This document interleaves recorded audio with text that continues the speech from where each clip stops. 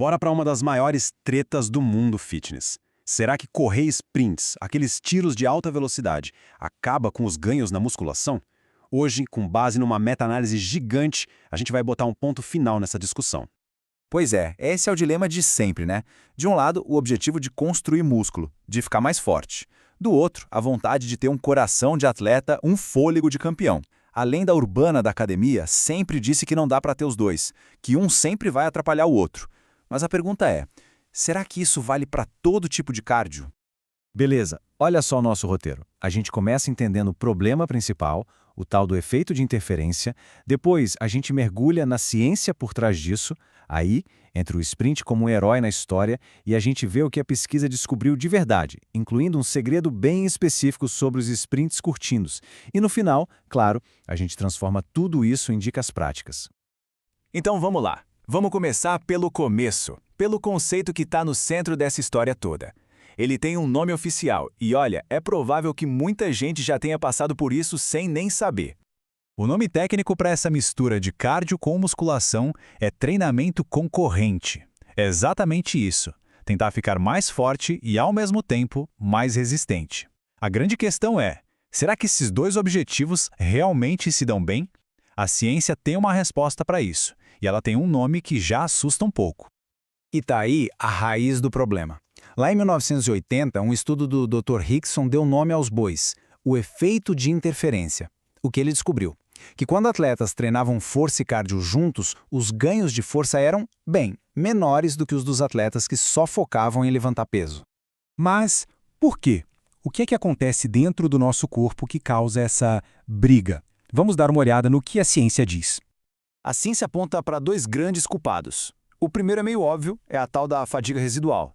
Se alguém corre uma longa distância e depois vai agachar, é claro que o cansaço vai atrapalhar, não vai conseguir treinar com a mesma intensidade. Mas é na segunda causa que o negócio fica fascinante.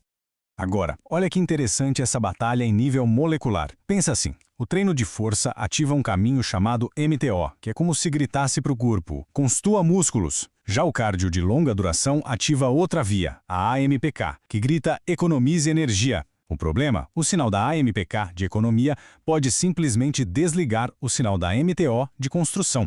É um conflito de interesses biológico, literalmente. Certo. Então, se o cardio tradicional, aquele longo e demorado, causa esse conflito todo, e se existisse um outro tipo de cardio, um que fosse, na verdade, mais parecido com o próprio treino de força?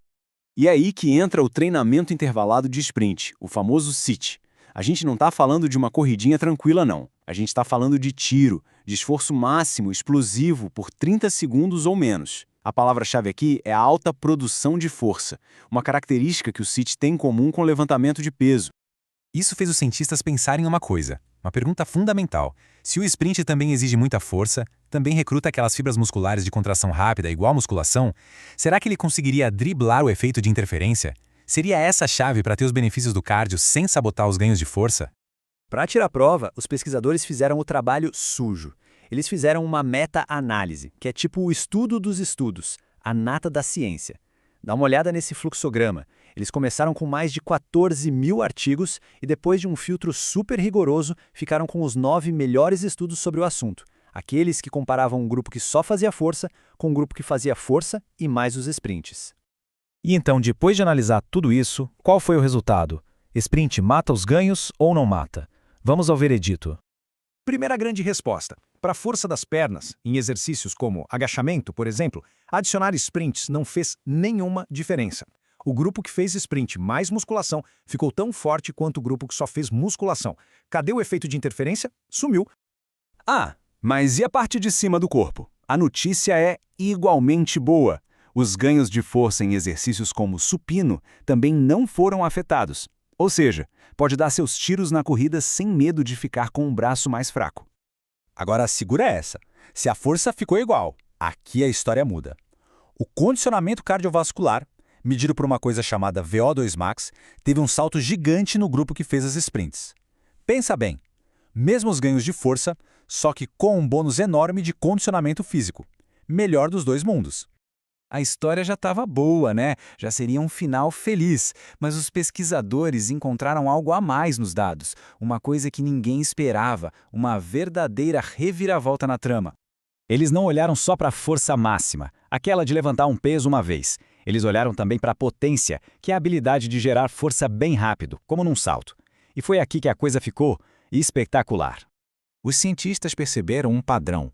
A mágica acontecia quando os sprints eram muito, mas muito curtos, coisa de 10 segundos para baixo.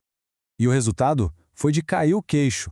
Adicionar esses sprints curtinhos não só evitou a tal da interferência, como na verdade potencializou os ganhos de potência. O grupo que combinou os treinos melhorou mais a altura do salto do que o grupo que só fez musculação. É o famoso efeito sinérgico. 1 mais 1, nesse caso, deu 3. Ufa, ok, bastante ciência. Mas e aí, o que a gente faz com tudo isso? Bora traduzir essa pesquisa toda em dicas práticas, aquilo que realmente dá para aplicar no dia a dia do treino. Resumindo a ópera. Primeiro, sim, dá para combinar sprints com musculação sem medo. Os benefícios de cardio vêm sem sacrificar a força. Segundo, se o objetivo for potência, ser mais explosivo, sprints bem curtinhos, de 10 segundos ou menos, podem ser até melhores do que só levantar peso. E terceiro, e mais importante, aquele velho mito de que cardio mata os ganhos está oficialmente enterrado, pelo menos quando o cardio em questão é o SIT. É uma ferramenta super eficiente, um verdadeiro coringa, especialmente para quem não tem tempo a perder. Isso tudo deixa a gente com uma pergunta no ar, para pensar. A gente vê essa tendência em todo lugar. Treinos mais curtos, mais intensos, mais eficientes. Será que essa ideia de maximizar o resultado, minimizando o tempo e a interferência entre os estímulos, será que esse é o futuro do treinamento físico? A ciência, nesse caso, parece apontar que sim.